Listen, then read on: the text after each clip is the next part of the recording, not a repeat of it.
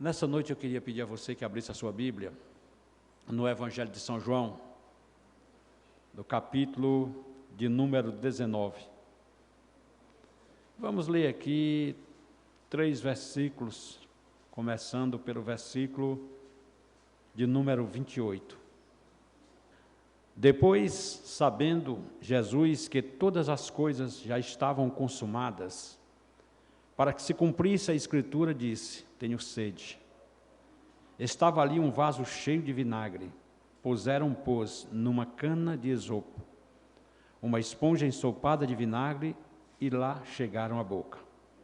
Então Jesus, depois de ter tomado o vinagre, disse: está consumado. E, inclinando a cabeça, entregou o Espírito. Meus amados e queridos irmãos, nessa noite eu desejo falar para os irmãos a respeito de um assunto muito interessante sobre a salvação. Hoje vivemos uma época muito difícil em que o Evangelho tem sido deturpado e não tem sido mais anunciado a principal motivação por que pregamos o Evangelho. Em outras palavras, o Evangelho hoje tem se tornado algo mercantilizado. As promessas eternas, elas estão desaparecendo dos púlpitos de muitas igrejas e sendo transferidas por mensagens genuinamente de autoajuda. E nós devemos nunca esquecer que a maior bênção que nós temos na nossa vida é exatamente essa obra perfeita e realizada por Jesus Cristo, né? E eu queria tomar por base exatamente esse versículo aqui, de número 30, do capítulo 19, que nós acabamos de ler, que diz, mais uma vez eu vou ler e nós vamos trabalhar com ele. Quando, pois, Jesus tomou o vinagre, disse: está consumado, e, inclinando a cabeça, rendeu o Espírito. Meus amados, uma coisa muito interessante aqui, chama a nossa atenção, é que Jesus Cristo, conforme o texto lido, ele sabia que se aproximava seu momento final de vida aqui na terra. Mas ele tinha perfeita consciência do que é que ele estava fazendo. E teve um determinado momento em que ele olha e vê realizada a obra, a sua principal missão, não é verdade? Ele olha agora e observa que ele foi um vencedor, que nada atrapalhou o seu trajeto para que ali ele estivesse. A cena não é muito bonita. O cenário para ser realizado esta salvação, ele é um pouco tenebroso. Um monte surrado pelo tempo, pelos ventos, 3 cruzes ali foram colocadas, 2 marginais, e no meio estava o Senhor, o Rei dos Reis, né? Então Jesus, ele já depois de ter passado por todas as dificuldades, desde o Getsêmani até os momentos mais cruciantes, ele olha com muita convicção para aquilo tudo, agradece ao Pai e diz: Pai, está tudo consumado. Em outras palavras, Jesus estava dizendo: eu realizei o teu maior projeto de todos os séculos. Jesus estava dizendo: eu realizei a tua obra, eu consumei aquilo que ninguém poderia consumar, eu paguei. Paulo diz em Colossenses 2, versículo 14, que Jesus Cristo pegou a nossa cédula, em outras palavras, Jesus pegou a nossa dívida, a nossa promissória, e colocou por trás das suas mãos cravadas e cravou na cruz. A conta foi paga. Louvado seja o nome do Senhor, não é isso? E aí, meus queridos, nessa noite eu queria exatamente falar sobre essa mensagem usando um tema bem interessante. A marca autêntica de um projeto arrojado, bem-sucedido em suas realizações. Que projeto foi esse? Exatamente este. Na cruz do Calvário, Jesus Cristo estava ali consumando a maior obra de todos os tempos. Mas o que vem a ser essa palavra consumado? O que é que significa essa consumação? O que foi que Jesus consumou? A palavra consumado, ela significa quitado, foi pago a conta. Então, Jesus Cristo ali, quando ele disse, está consumado, ele estava dizendo, a dívida foi paga e agora, qualquer um que se aproximar de mim, crendo nisso aqui que eu estou fazendo, terá a salvação eterna. Porque, meus irmãos, se a gente observar, o mundo, desde longas datas, desde os primórdios, que o mundo se preocupa com obras estrondosas, faraônicas, não é verdade? A gente observa e vê cada dia mais o homem correndo atrás de projetos, né? Você vê, hoje nós estamos no século 21, em pouco mais de 100 anos, agora do século 20 para cá, o mundo experimentou uma tecnologia nunca vista até o final do século 19. A vida ainda era a vida de 1000 anos, 2000 anos atrás. O homem ainda andava de cavalo, o homem ainda andava de charrete, e tudo ainda era antiquado. Mas dos anos 1900 para cá, do século 20 em diante, o mundo experimentou as maiores descobertas, a tecnologia. Hoje nós temos tudo o que a gente precisa, né? Todo um aparato eletrônico, né? Hoje nós temos naves espaciais, estações, nós temos um metrô dos Estados Unidos e Nova York, que é o mais eficaz do mundo. Então, se a gente fosse falar, a gente ia ver, um dia desse eu fiquei assim, de queixo caído. O maior navio do mundo foi inaugurado agora na França, saiu da França para uma viagem. E este navio, ele foi gasto mais de $1 bilhão para ser realizado ele. Suíte, no valor de R$40 mil, para você fazer uma viagem de 5 dias. Quer dizer, são projetos faraônicos, projetos grandes, não é verdade? Se você observar bem, é projetos tremendos, né? O túnel submarino que liga Nova York a Londres, estão querendo fazer um trem por debaixo do oceano, coisas caras, não é verdade? Mas eu fico com a palavra de Deus, porque Jesus disse, de que adianta o homem ganhar o mundo todo e perder a sua alma? De que adianta todos esses projetos se vão dar em nada? Não estou contra aqui a tecnologia, não, de jeito nenhum. Tudo bem, mas nós cristãos temos outra visão. A nossa visão não é colocar o nosso coração nas coisas dessa vida. A gente passa por essa vida, mas não ficamos nesta vida. Nós estamos aqui, mas não somos daqui. Nós temos algo superior, exatamente, que nos espera. Louvado seja o nome do Senhor. Mas nessa noite, eu queria ser bem sintético, não dá tempo a gente expor tudo, mas em síntese, eu queria dizer para a igreja que na cruz do Calvário, diante de tudo aquilo, Jesus Cristo, ele consumou pelo menos 3 coisas que são importantes, mais do que qualquer construção faraônica do mundo, mais do que qualquer projeto espiritual realizado por igrejas. Ele consumou pelo menos 3 coisas. Em primeiro lugar, ele consumou a salvação da humanidade. Em segundo lugar, ele consumou a vitória do salvo sobre a morte. E em terceiro lugar, ele consumou a vida eterna para nós. É exatamente isso que nós vamos falar nessa noite, né? Então, Jesus Cristo, em primeiro lugar, ele consumou. Quando ele disse, está consumado, ele estava dizendo, hoje, ou a partir de hoje, tem salvação para a humanidade. todo aquele que crê neste sacrifício terá direito à salvação. Louvado seja o nome do Senhor.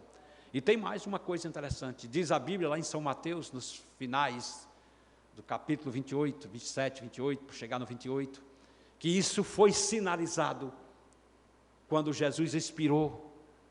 A Bíblia diz que o véu do templo se rasgou de alto a baixo. Deus estava dizendo, a salvação agora não é mais local, não é mais nacional, não é somente para os judeus, a salvação agora é universal, ela vai chegar em todos os países da terra. E nós somos exatamente o resultado, disso. Hoje nós estamos aqui com muita convicção, dizendo que esta salvação chegou até nós, Isaías 43, 11, o profeta chega a dizer assim, eu sou o Senhor, e fora de mim não há Salvador. Olha aí, o próprio Deus estava ali, usando a boca do profeta e dizendo, futuramente vocês vão conhecer uma salvação universal, e esta salvação sou eu, louvado seja o nome do Senhor. E tem mais, uma coisa que me chama a atenção neste mesmo capítulo, que nós lemos no capítulo 19, versículo 20, é que esta salvação estava acontecendo ali agora, em Jerusalém, no Gólgota, e por incrível que pareça, Pilatos manda colocar ela numa placa, porque naquela época, quando alguém morria crucificado, era obrigação colocar uma tabuleta por cima para dizer quem era o réu, por que ele estava ali, qual era o seu crime, E a Bíblia diz em São João 19, 20, que Pilatos mandou colocar uma tabuleta escrita, Jesus de Nazaré, Rei dos Judeus, e isso estava em 3 idiomas, exatamente os idiomas da época, que era o hebraico dos judeus, o latim dos romanos e o grego koiné, o grego popular que se falava em todo o império, que era exatamente para todo peregrino, todo viajante que chegasse ali em Jerusalém, se deparasse com a cena. O que é que está acontecendo ali? O rei está sendo crucificado, sim. O rei de quê? O rei da salvação. O rei da salvação está sendo crucificado, Uma vez uma pessoa chegou para mim e me perguntou, mas irmão, salvo de quê? Que salvação é essa que nós precisamos? De que eu estou precisando ser salvo? Aí eu, lendo na Bíblia, e aproveitei esse versículo 20 do capítulo 19, e vi exatamente, fiz uma pesquisa rápida, e encontrei uma coisa interessante, que a salvação, nesses 3 idiomas, ela tem significados interessantes. Por exemplo, a palavra salvação em latim significa salute, significa saúde e ajuda, não é verdade? Eu pergunto, quem foi aqui que não foi ajudado por Jesus? Qual foi aqui uma pessoa que hoje pode dizer, hoje eu tenho uma saúde diferente? Começando pela saúde espiritual. Qual foi a pessoa aqui que pode dizer, eu fui ajudado por Jesus, meu casamento estava destruído, a minha vida estava arrasada, eu estava desgraçado, e Jesus me ajudou? Salvação em latim, salute. Em hebraico, a palavra Yeshua significa fidelidade, felicidade.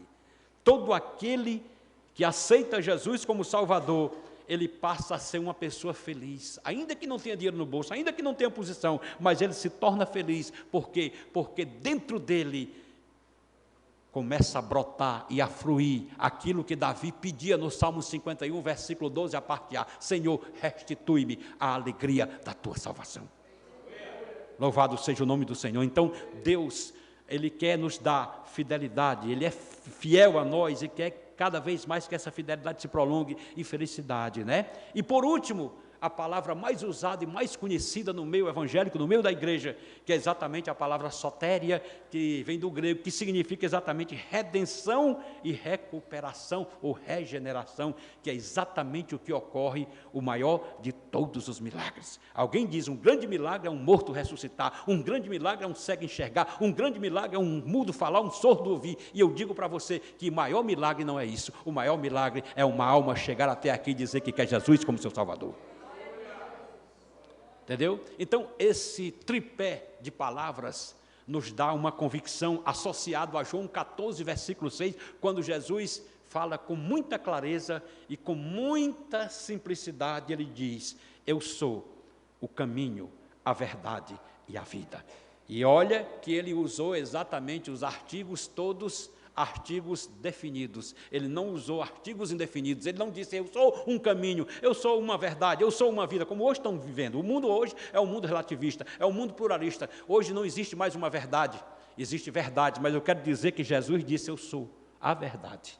A verdade, eu sou a vida, só tem vida quem tiver a mim, e eu sou o caminho. Então, só existe isso, né? Então, meus irmãos, esta salvação, ela é interessante, porque ela tem uma extensão, e a extensão dela é a todos os grupos sociais e étnicos, né?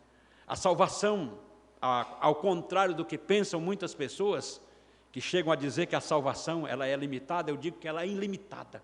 O sacrifício de Cristo, ela tem poder para salvar toda a humanidade. Se os homens não se salvam, não é culpa de Deus, mas a obra da expiação é uma obra perfeita, é uma obra ilimitada, ela alcança a todos os corações. Louvado seja o nome do Senhor. Então, João 3,16 está exatamente a extensão da salvação, porque Deus amou o mundo de tal maneira que enviou seu Filho para todo aquele que nele crê, não pereça, mas, o quê? Tenha vida eterna, louvado seja o seu santo nome. Também, meus queridos, esta salvação também, ela tem um efeito poderoso. Esse é o maior efeito, é o que diz Paulo em Romanos 8,1. Agora, ele está dizendo agora, a partir do momento que você aceita essa salvação, ele está dizendo, a partir de agora, nenhuma condenação há para quem está em Cristo Jesus. Porque a lei do pecado e da morte foi liberto pela lei do pecado e da vida. Agora a coisa mudou. Então Jesus Cristo, ele é exatamente essa salvação. Louvado seja o nome do Senhor.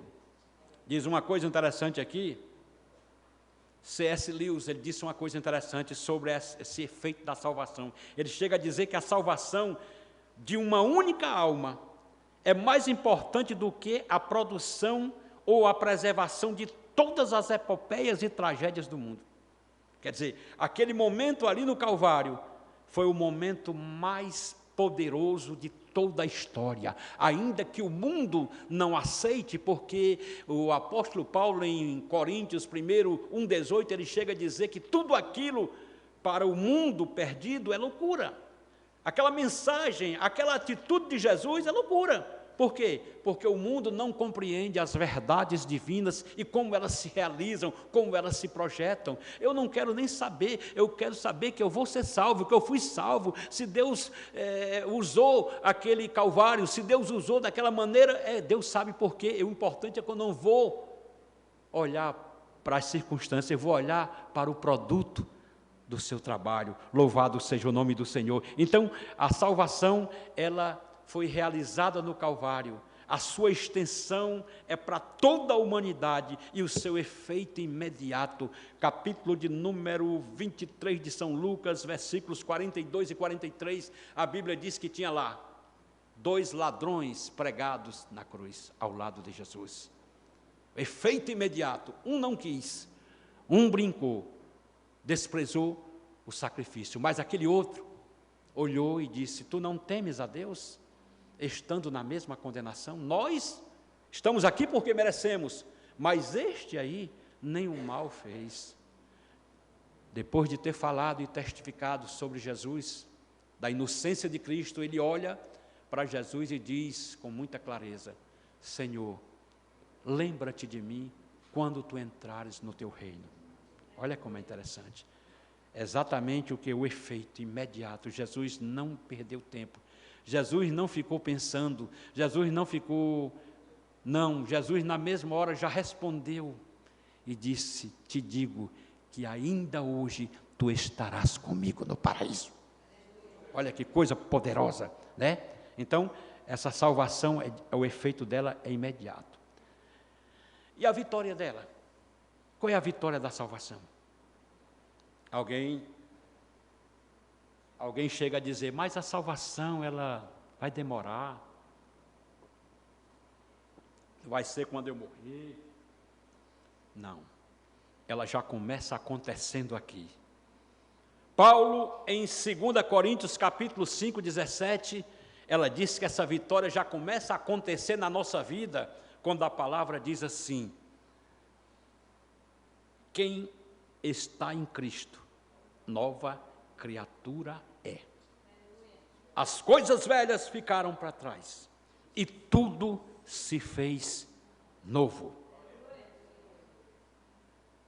Um escritor chamado Motter, ele chegou a dizer assim: assim como no princípio Deus disse, haja luz e houve luz, assim também, no momento em que Ele marcou para o nosso novo nascimento, disse Ele, haja vida. Olha que coisa interessante, haja vida. Então, quando você confessou a Jesus como Salvador, creu no seu coração que Ele morreu na cruz, mas ao terceiro dia ressuscitou, começou a nascer vida em você, começou a vida a fluir de dentro do seu coração. Então, essa é a grande vitória, a vitória da salvação. Louvado seja o nome do Senhor, né? Então, esta é a primeira realização das muitas realizações que Cristo fez. Cristo, na cruz do Calvário, Ele morreu e consumou a nossa salvação.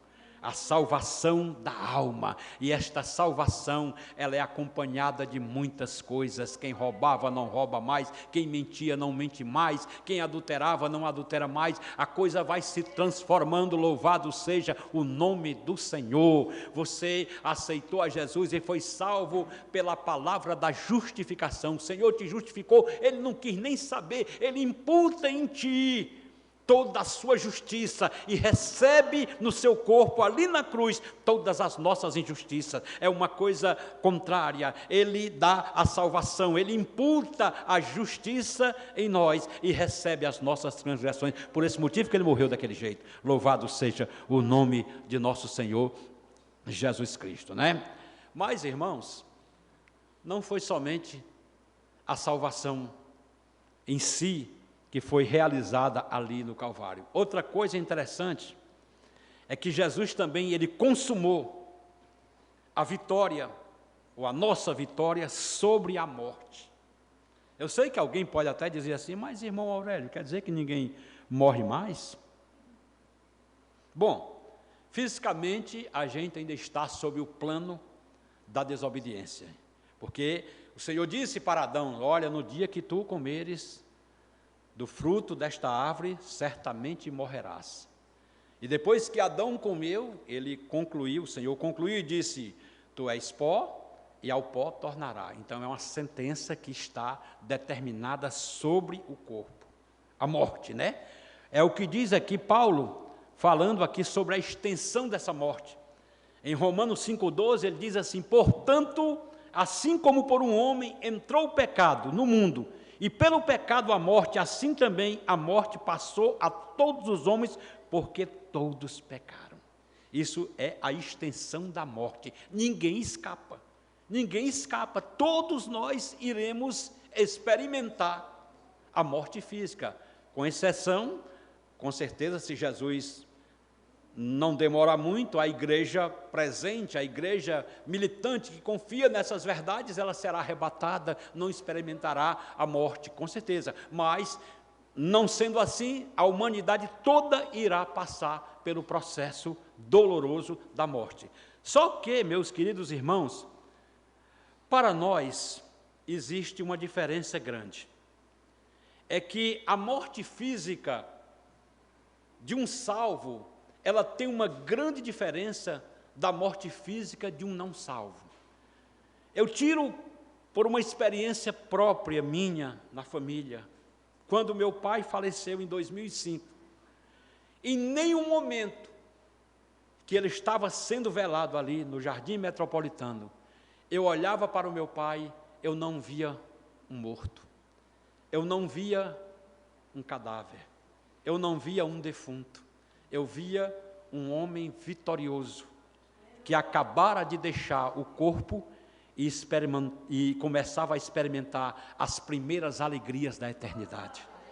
Por isso que no momento em que eu estava ali, claro que eu não vou dizer que eu sou tão frio assim, não me interprete mal, eu não tive dificuldades até em ministrar uma palavra no dia do seu velório, embora que depois eu senti e sinto ainda hoje saudades dele, meu pai, tive muito contato com ele, mas em nenhum momento eu olhava para aquele homem e via morto, porque a palavra me garante que ele havia passado era da morte para a vida, ainda que ele tivesse naquelas condições, mas ele estava mais vivo ainda do que eu, porque ele agora estava entrando, né? Louvado seja o nome do Senhor, né?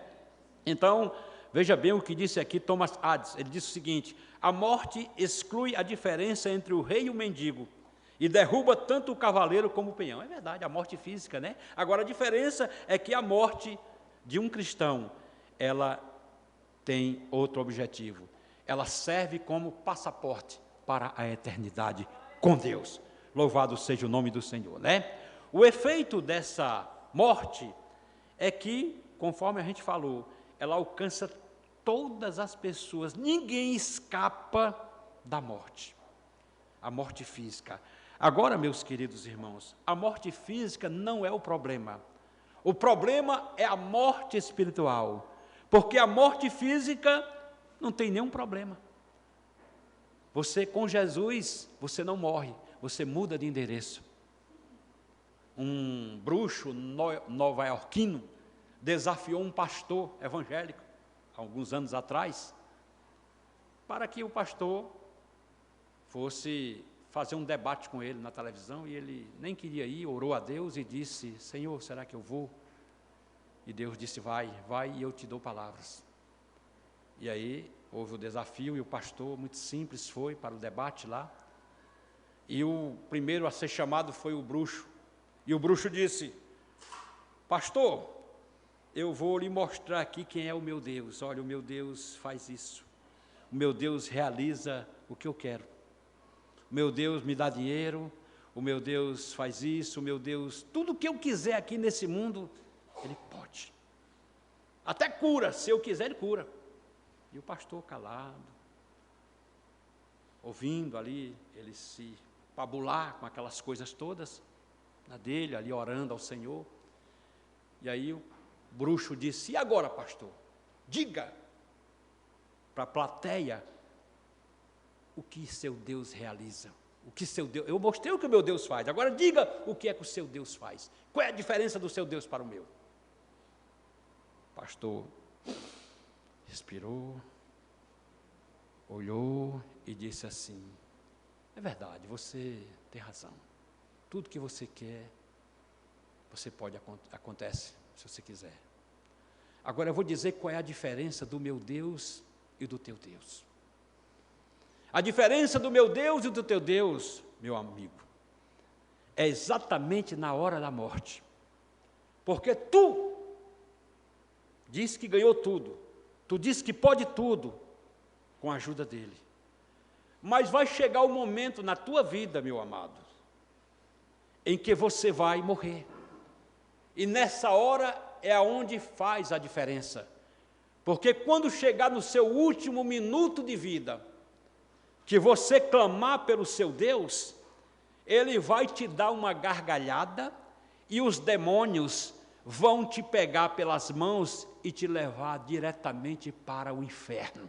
Agora, o meu Deus é diferente. Quando eu estiver no último momento da minha vida, eu vou dar uma gargalhada na cara da morte, e os anjos de Deus me levam para o céu.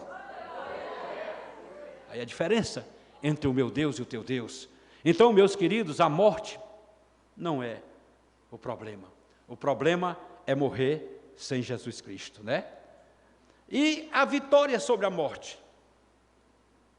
Diz aqui no livro de Apocalipse, capítulo 2, versículo 11, falando ali para aquela igreja, ele disse assim: quem tem ouvidos ouça o que o Espírito diz às igrejas. O vencedor de nenhum modo sofrerá o dano da segunda morte, Porque o problema não é a primeira morte, o problema é a segunda morte. A primeira morte o crente enfrenta, o descrente enfrenta, toda a humanidade enfrenta, mas o problema é a segunda morte, porque a segunda morte é exatamente a separação eterna de Deus. Santo Agostinho uma vez foi chamado para um debate e perguntaram a ele o que é que ele dizia sobre o juízo final. Como ele interpretava, o que era isso, o que era o inferno, o que era o juízo final. E ele, sem nenhuma dificuldade, disse: o juízo final, o inferno, é exatamente o dia em que o homem estará distante daquele que está em todos os lugares. Quer dizer, Deus estará longe, é o único lugar onde Deus não estará. Aquele que é onipresente não vai estar nesse lugar, porque é a separação eterna. É como uma vez uma pessoa querendo desqualificar o Evangelho, querendo achar que Deus era injusto, porque uma pessoa ia para o inferno, e alguém pregou para ele, e ele disse: não, eu não quero esse seu Deus não, porque esse seu Deus é muito injusto. Um Deus que manda uma pessoa para o inferno não pode ser um Deus bom. Aí aquele evangelista disse: meu amado, você não conhece bem a história. Não é desse jeito. Eu posso lhe contar aqui uma pequena história para o senhor entender? Ele disse: tudo bem. Ele disse: olha, uma mãe, ela amava o único filho que tinha, de 9 anos de idade. E um dia esse filho de 9 anos, ele faleceu. E aquela mãe chorou muito, passou o dia todinho ali, velando o corpinho daquela criança. E quando se aproximou a tarde, a hora do sepultamento,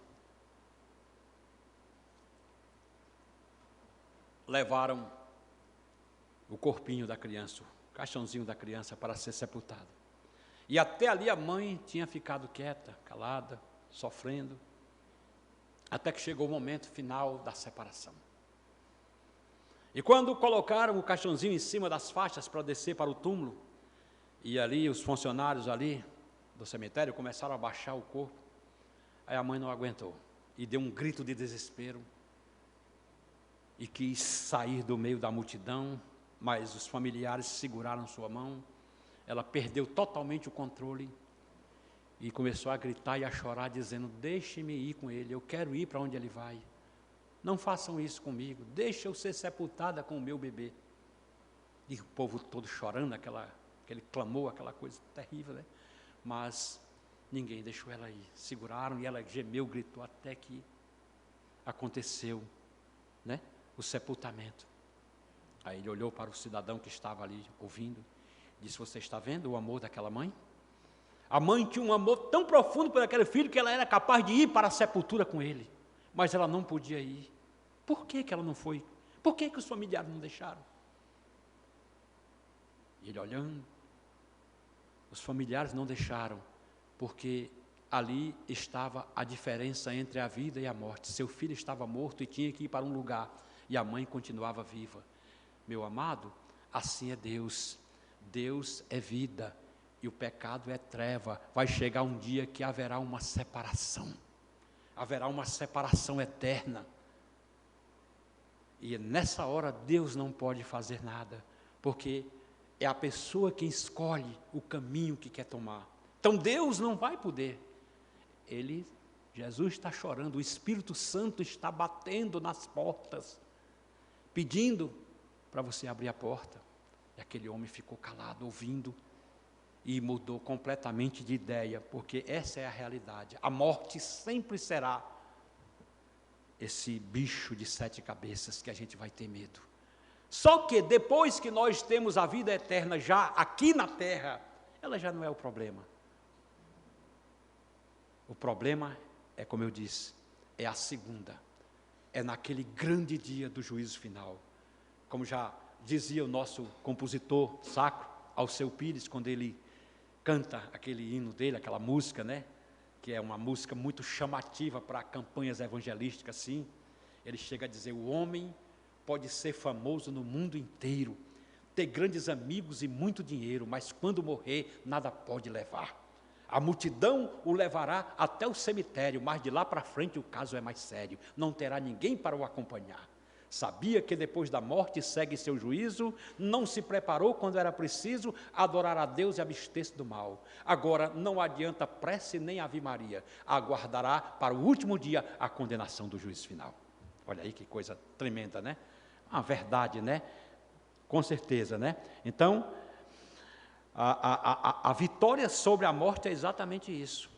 É que você, quando aceita Jesus, você não morre mais. Você passou, foi da morte para a vida. Louvado seja o nome do Senhor, né? Louvado seja o nome do Senhor. E, por último, ou em último lugar, Jesus consumou, além da nossa salvação, além da vitória sobre este vilão chamado morte, Jesus consumou a maior de todas as bênçãos, a vida eterna. Olha, que a vida eterna não é isso que muita gente fala por aí. Quando eu era menino, o conceito de vida eterna era um pouco assim, sabe, parado, né? Nos filmes, na televisão, nas novelas, quando morria alguém, aí subia ele todo de branquinho, com duas asinhas, né? Tocando harpa, blim, blim, para lá e para cá, e o outro ali tão triste, né? Aí você diz, isso aí que é a eternidade? Não, eu prefiro aqui é mais animado aqui, viu? A vida, né? Só que isso é um conceito pagão. É um conceito pagão, porque a eternidade, irmãos, ela é diferente. Em primeiro lugar, você adentra para a eternidade não mais neste corpo físico que você está. Paulo, em 1 Coríntios, capítulo 15, versículo 52, ele chega a dizer, num abrir e fechar de olhos, ao soar da última trombeta, os que morreram em Cristo ressuscitarão primeiro. Nós que estivermos vivos, seremos transformados, porque é necessário que o corruptível se revista da incorruptibilidade e o mortal se revista da imortalidade.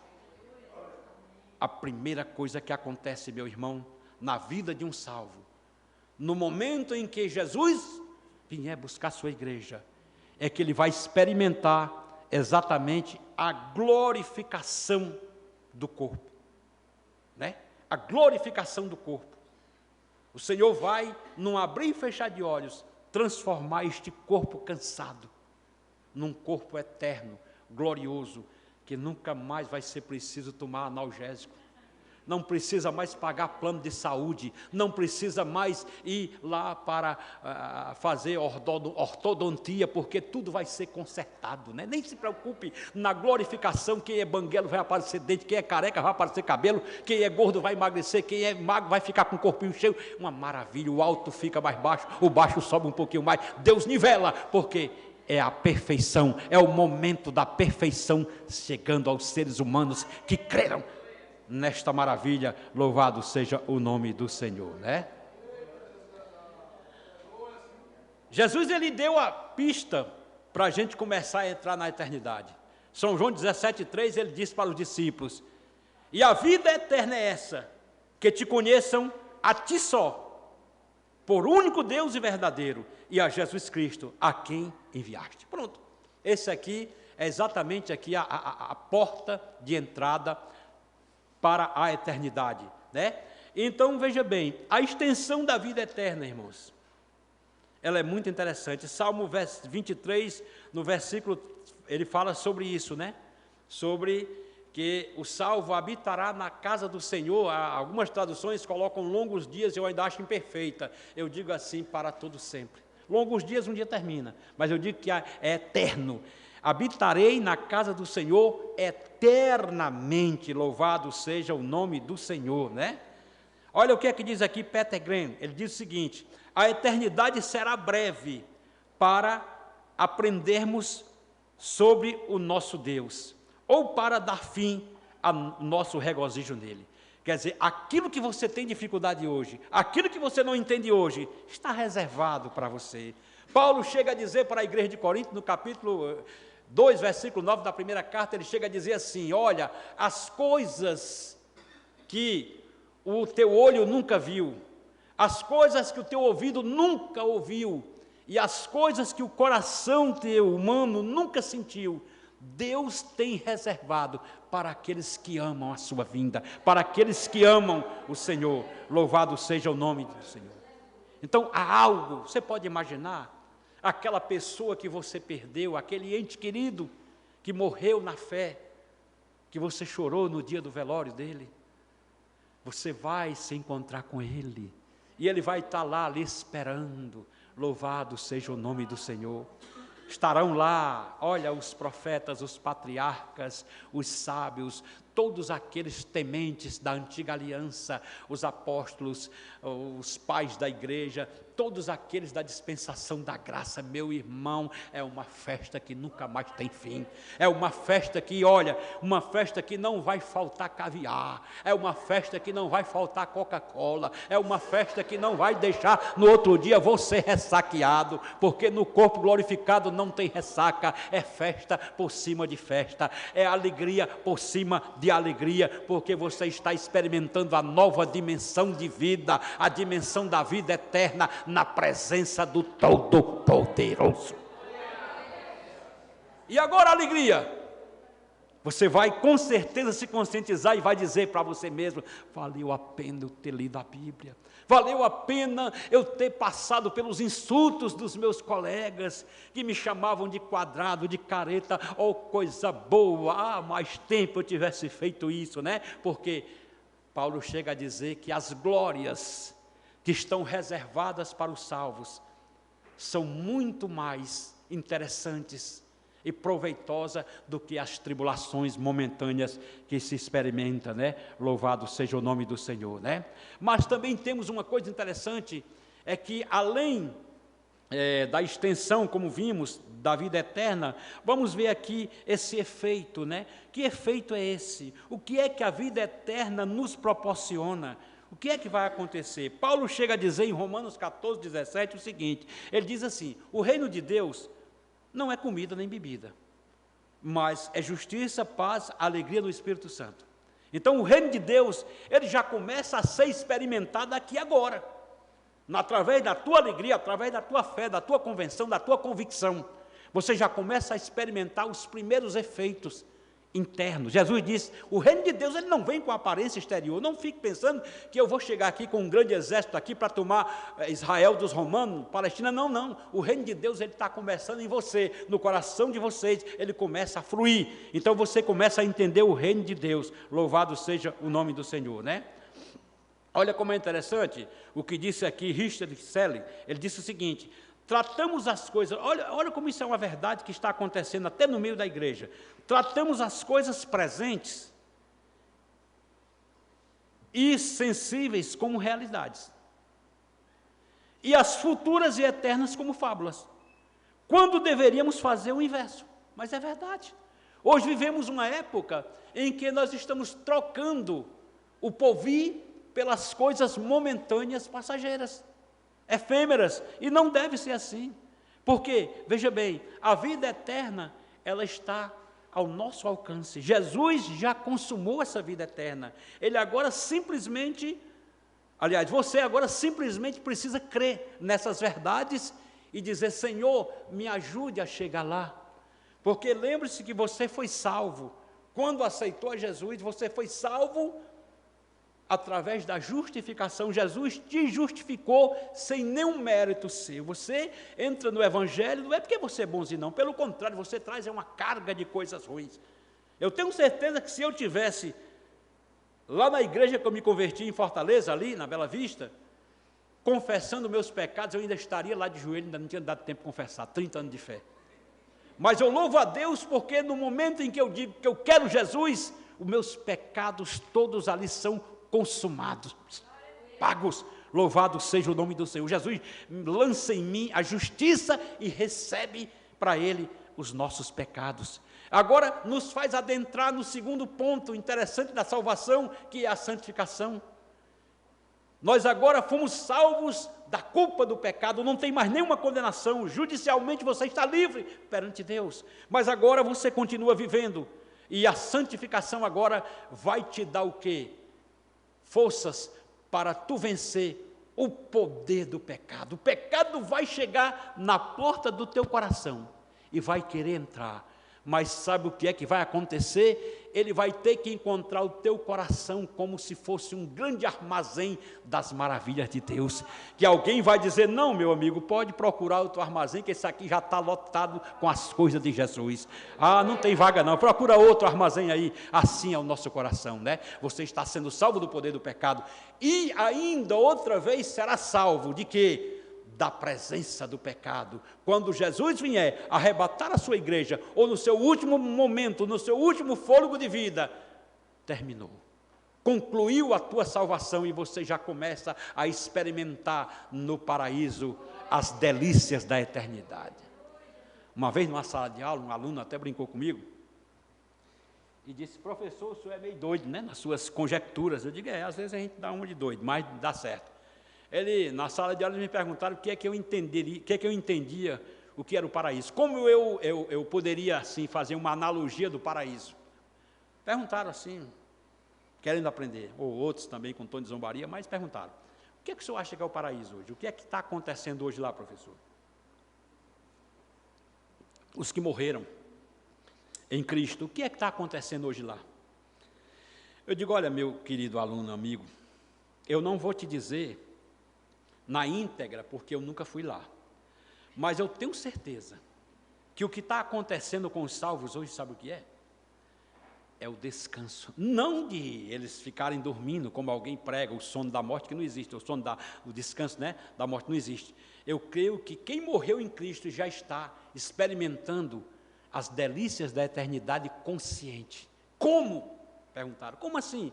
Eu digo, você já experimentou passar uma semana todinha trabalhando, pesado, pega o ônibus bem cedinho, vai para o trabalho, almoça nas carreiras, quentinha lá o almoço, entra 1 hora no trabalho e sai ali, não dá tempo de tomar um banho, 5, 6 horas, já vai direto para o colégio, para a universidade, chega em casa 11, 12 da noite e dorme, toma um banho ali, já acorda de manhã, isso de segunda a sexta, trabalhando, às vezes até sábado, você enfrenta toda essa dificuldade, não é assim? Mas quando você chega em casa no sábado, não é tão bom, quando você chega em casa no sábado e você olha assim para o relógio, oh, coisa boa, 12 horas, 1 hora, tem um sábado hoje à noite e tem um domingo. A primeira coisa que eu vou fazer em casa é dizer, mulher, prepara a banheira com espuma e água quente, porque agora eu quero me afogar nessa espuma aqui. Prepara aí um chamate para mim, recuperar minhas forças, porque eu quero agora descansar esse fim de semana. Meu irmão, a eternidade é isso. Você vai descansar das obras, aleluia. Deus, eu não sei qual é a banheira que Ele tem preparada para ti lá, mas uma coisa eu sei, que Ele tem algo especial, louvado seja o nome do Senhor, que você vai usufruir, você vai sentir prazer, você vai dizer assim dentro de você, você vai vislumbrar e dizer, ai, que coisa boa, porque é exatamente isso, é o que acontece quando adentramos na eternidade, não é isso? Mas, irmãos, veja bem, uma coisa interessante ainda, que eu queria ainda ver com os irmãos, é que na eternidade, existem coisas, como eu disse, que o olho nunca viu. Pode observar assim, tem coisa que o olho nunca viu, você verá. Som que você nunca ouviu, você ouvirá. E o coração experimentará algo que você nunca experimentou. Talvez alguém possa dizer assim, não, mas eu já voei, né, de asa delta por cima dos Alpes suíços, vi aqueles pinheiros, coisa linda, é bonito, a visão é legal demais, né? Eu dei um voo de asa delta, eu passei por cima das muralhas da China, que coisa linda, tem muita coisa bonita nesse mundo, mas isso aí é miopia diante do que Deus tem reservado para você.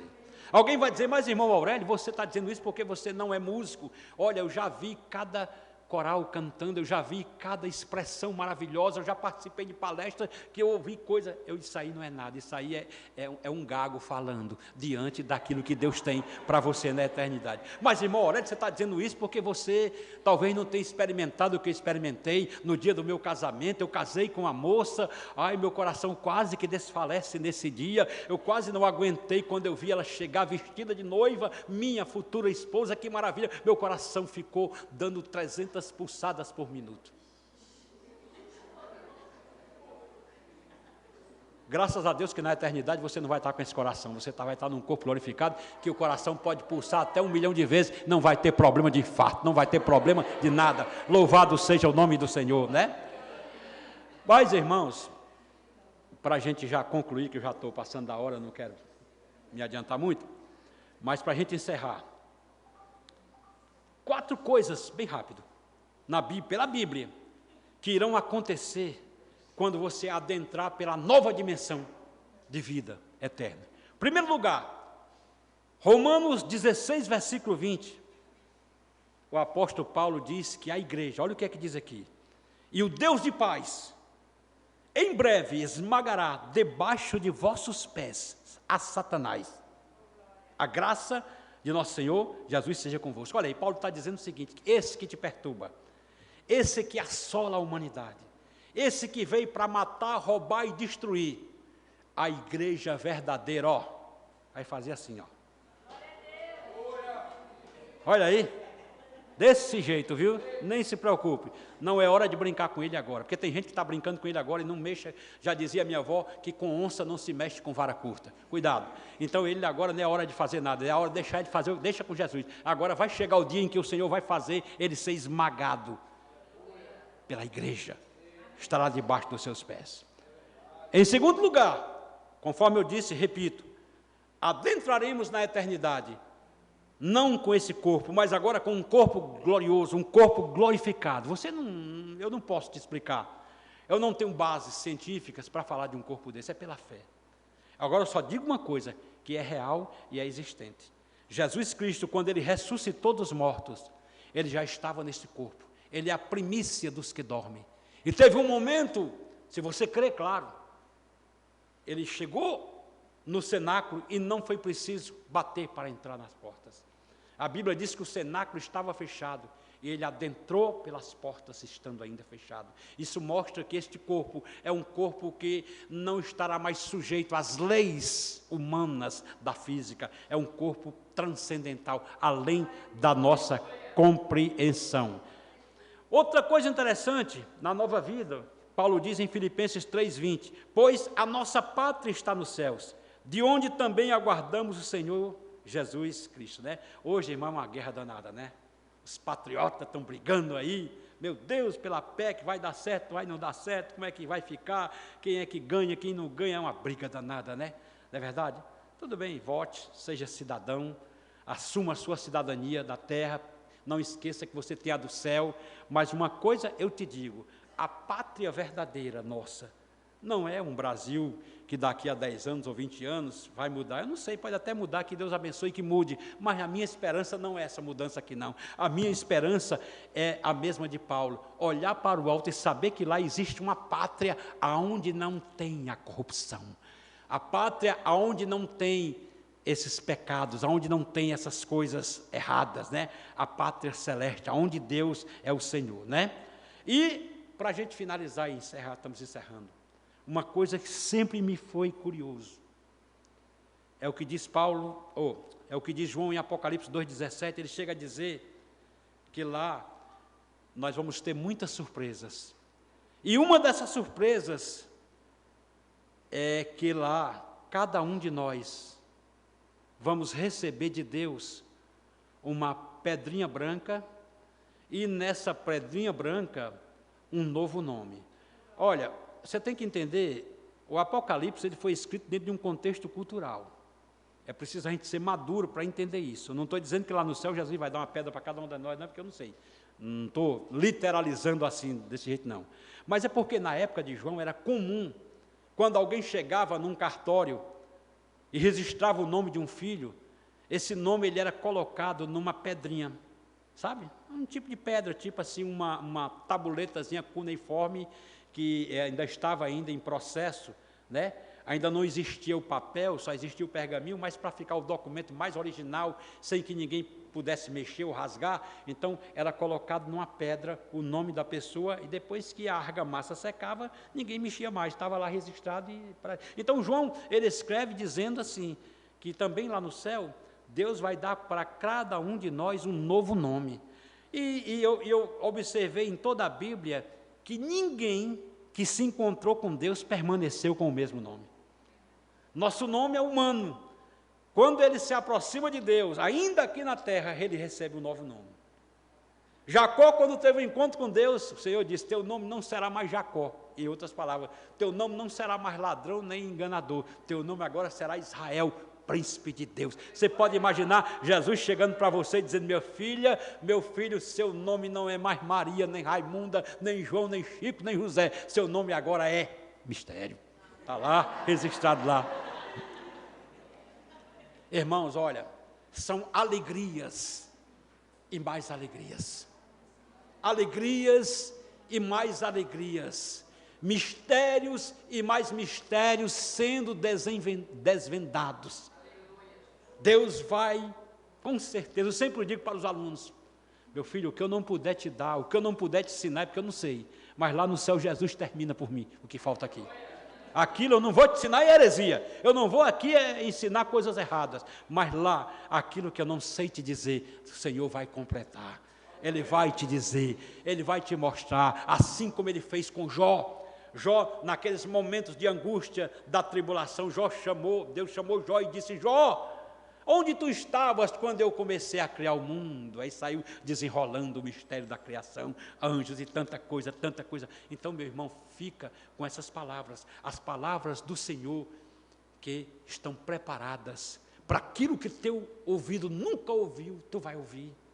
A voz de Jesus, a voz do Senhor, do Cristo que você profere hoje, dizer, vinde, filho meu bendito, usufruir do reino que está preparado para vocês antes da fundação do mundo. Olha que coisa interessante. Aí você vai dizer, valeu a pena sofrer, valeu a pena deixar Jesus trabalhar na minha vida, valeu a pena ter adentrado por esta salvação gloriosa. É maravilhoso, irmão, não esqueça, Jesus no Calvário, apesar da cena feia e cruciante, Ele consumou a vitória da tua salvação. Tu está salvo aqui hoje, porque Ele consumou isso na cruz. Hoje, a morte já não é problema para nós, porque Ele nos deu vitória sobre a morte. E por último, existe, além deste véu azul, algo que o teu olho nunca viu, que tu vai ver neste dia. Algo que teu coração nunca sentiu, que você vai sentir. Olha, algo consciente. Você vai chegar lá, não é com outra personalidade não, é você mesmo. Não vá pensar que lá, eu já vi alguém dizendo na igreja, não, lá ninguém vai se conhecer. Eu digo, eu não quero ir para esse lugar não. Chegar lá estranho, eu quero ir para um lugar onde eu possa ver aquilo que a Bíblia me revela. Jesus disse, muitos virão do norte, do sul, do oriente, do ocidente, sentar-se-ão, reclinar-se-ão à mesa com Abraão, Isaque e Jacó, no reino de Deus. Ele está falando para todo mundo, irmãos, as nações, os povos, todos estarão naquele dia, tudo como fruto da salvação. Já pensou que coral lindo cantando a salvação? Cantando o que se costuma cantar, o aleluia de Randy, glória, glória, aleluia. Já pensou que coisa linda ali? Você vai ver gente de todas as épocas, o apóstolo Paulo, o apóstolo Pedro, você vai ver Abraão, Isaque, Jacó, esse povo todo glorificando ao Senhor, e você dizendo, e eu também estou nesse meio, oh coisa boa, Jesus, ai meu Deus, eu nem acredito. É isso, meu irmão, que vale a pena a salvação. A gente sofrer pela salvação. Ainda que alguém diga que você é um bobo, alguém diga que você está perdendo seu tempo. Mas não se esqueça, a salvação, ela está garantida. Porque no Calvário, Jesus usou a palavra grega chamada tetelestai, que significa eu paguei, eu consumei, e agora eu dou a quem eu quiser, eu transfiro. É como Jesus estiver dizendo: Pai, eu transfiro para todo aquele que crê em mim a minha justiça, eu imputo nele a minha justiça diante de ti, majestade. E agora, no Calvário, Jesus está dizendo assim: eu recebo agora todas as transgressões deles. Por isso que você vê como foi que morreu Jesus, porque ali ele estava recebendo o teu pecado, o resultado da tua transgressão, da transgressão do mundo da época dele, do mundo da época do passado e do mundo que ainda ia pecar. Estava tudo de uma vez só recaindo sobre ele. Mas ali ele diz assim: Pai, perdoa-lhes, porque não sabe o que fazem. Olha aí que coisa linda. Esta é a salvação bendita de Jesus Cristo.